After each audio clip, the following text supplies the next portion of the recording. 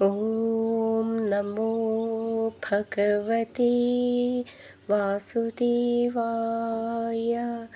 ഹരിമുരളി 20 എല്ലാവർക്കും സ്വാഗതം. നാരായണ നാരായണ ജയ ഗോവിന്ദ ഹരേ ഗോവിന്ദ ഹരേ. നാരായണ നാരായണ ജയ ഗോപാല ഹരേ ഗോപാല ഹരേ. ശ്രീമന്നാരായണീയം ദശകം 82 ബാണയുദ്ധവും നൃഗമോക്ഷവും. ശ്ലോകം 9. മുഹുസ്തവച്ചക്രം വരുണമജയോ നന്ദഹരണേ യമം ബാലാനീതൗ ദവദഹനപാനേ നിലസഖം വിധിം വത്സസ്തേയേ ഗിരിശമിഹ ബാണസ്യ സമരേ വിഭോ വിശ്വോത്കർഷീ തദയമവതാരോ ജയതി തേ. നമുക്ക് ഈ ശ്ലോകത്തിലെ വാക്കുകൾ പിരിച്ചിട്ട് അർത്ഥം നോക്കാം.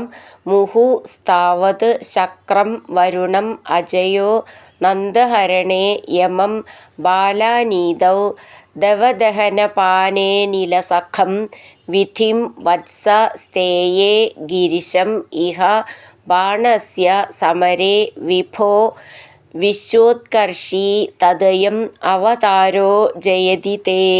അർത്ഥം: വിഭോ പ്രഭോ, ശക്രം താവത് ഇന്ദ്രനെയാകട്ടെ, മുഹു പലവട്ടം, അജയ അങ്ങു ജയിച്ചു, നന്ദഹരണേ നന്ദഗോപനെ അപഹരിച്ചപ്പോൾ, വരുണം വരുണനെയും, ബാലാനീതൗ ഗുരുപുത്രനെ കൊണ്ടുവന്നപ്പോൾ, യമം യമനെയും, ദവദഹനപാനെ കാട്ടുതീ കുടിച്ചപ്പോൾ, അനിലസഖം വായുവിൻ്റെ സുഹൃത്തിനെയും അതായത് അഗ്നിയെയും, വത്സസ്തേയെ പശുക്കുട്ടികളെ അപഹരിച്ചപ്പോൾ, വിധിം ബ്രഹ്മാവിനെയും, ഇഹ ഇവിടെ, ബാണസ്യ ബാണൻ്റെ, സമരേ യുദ്ധത്തിൽ, ഗിരിശ ശിവനെയും, അജയ അങ്ങ് ജയിച്ചു, തത് അതിനാൽ, തേ അവിടുത്തെ, അയം ഈ, അവതാരം, വിശ്വോത്കർഷി വിശ്വത്തിൽ കൂടുതൽ ശ്രേഷ്ഠമായി, ജയതി ജയിക്കുന്നു.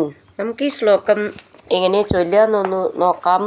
മുഹു സ്തവ ചക്രം, വരുണം അജയോ ചേർത്തിട്ട് വരുണമജയോ, നന്ദഹരണേ യമം ബാലാനീതൗ ദവദഹനപാനേ അനിലസഖം ചേർത്തിട്ട് ദവദഹനപാനേനിലസഖം. ഖം എന്നുള്ള അക്ഷരം നന്നായിട്ട് ഉറപ്പിച്ച് പറയണം. വിധിം ധിം എന്നുള്ള അക്ഷരം ഉറപ്പിച്ച് പറയണം.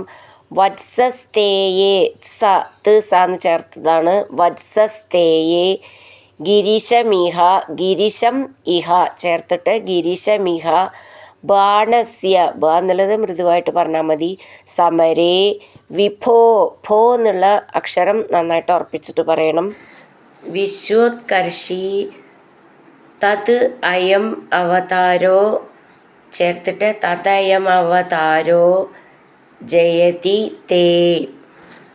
മുഹുസ്തവച്ചക്രം വരുണമജയോ നന്ദഹരണേ യമം ബാലാനീതൗ ദവദഹനപാനേ നിലസഖം വിധിം വത്സസ്തേയേ ഗിരിശമിഹ ബാണസ്യ സമരേ വിഭോ വിശ്വോത്കർഷി തദയമവതാരോ ജയതി തേ.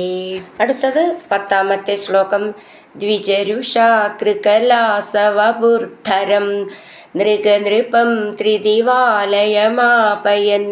നിജജനേ ദ്വിജഭക്തിമനുത്തമാം ഉപദിശൻ പവനേശ്വര പാഹി മാം. നമുക്ക് ഈ ശ്ലോകത്തിലെ വാക്കുകൾ പിരിച്ചിട്ട് അർത്ഥം നോക്കാം. ദ്വിജരുഷ കൃകലാസ വബുർധരം നൃഗനൃപം ത്രിദിവാലയം ആപയൻ നിജജനേ ദ്വിജഭക്തിം അനുത്തമാം ഉപദിശൻ പവനേശ്വര പാഹിമാം. അർത്ഥം: ദ്വിജരുഷ ബ്രാഹ്മണ കോപം മൂലം, കൃകലാസവബുർധരം ഒന്നിൻ്റെ രൂപമെടുത്ത, നൃഗനൃപം നൃഗൻ എന്ന രാജാവിനെ, ത്രിദിവാലയം സ്വർഗത്തേക്ക്, ആപയൻ അയച്ചവനായി, നിജജനെ സ്വന്തം ആളുകളിൽ, അനുത്തമാം ഏറ്റവും ശ്രേഷ്ഠമായ ദ്വിജഭക്തിം ബ്രാഹ്മണഭക്തിയെ ഉപദിശൻ ഉപദേശിച്ചവനായ പവനേശ്വര ഗുരുവായൂരപ്പ മാം എന്നെ പാഹി രക്ഷിച്ചാലും. നമുക്കിതിലെ അക്ഷരങ്ങളൊന്ന് നോക്കാം. ദ്വിജരുഷ കൃകലാസ വപുർധരം ധ എന്നുള്ള അക്ഷരം നന്നായിട്ട് ഉറപ്പിച്ച് പറയണം. നൃഗ നൃപം ത്രിദിവാലയം ആപയൻ നിജജനേ നിജജനേ ദ്വിജഭക്തിം ഭ എന്നുള്ള അക്ഷരം നന്നായിട്ട് ഉറപ്പിച്ച് പറയണം. അനുത്തമാം ഉപദിശൻ പവനേശ്വര അവിടെ നിന്ന് മെല്ലെ നിർത്താം. പാഹിമാം ദ്വിജരുഷാകൃകലാസവപുർധരം നൃഗനൃപം ത്രിദിവാലയമാപയൻ നിജജനേ ദ്വിജഭക്തിമനുത്തമാമുപദിശൻ പവനേശ്വര പാഹിമാം.